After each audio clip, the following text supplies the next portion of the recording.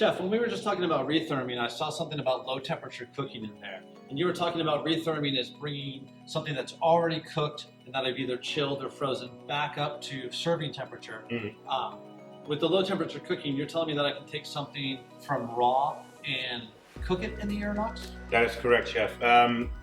Our heating capabilities go all the way up to 185 degrees Fahrenheit, which will not caramelize at that temperature, but you get what we call a deli style finish. You can do things like a roast beef. But you also just simply are able to start cooking proteins ahead. You can get beautiful prime ribs with about 8 to 10% more yield, or steaks than you would get out of an oven.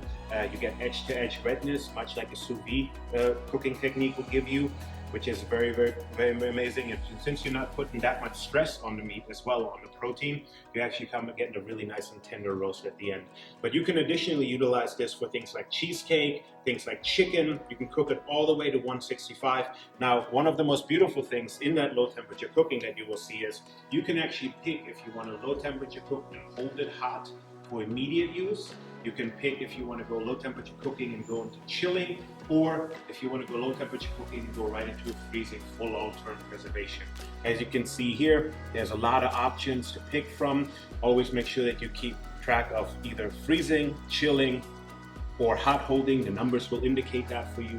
Very easy setup. And once you go in, you can customize all your cycles as you see fit, change temperatures, cooking times, and of course, if you're using the Core Pro, time is not as important, only the temperature is the driving factor. It seems with the new 10-inch touchscreen that everything is very easily laid out and it's very simple to go ahead and create my process. And then I can also program that process so I can keep doing it, so I have that consistency throughout. So my customers are going to have that same product when they come in on a Thursday or a month from Thursday.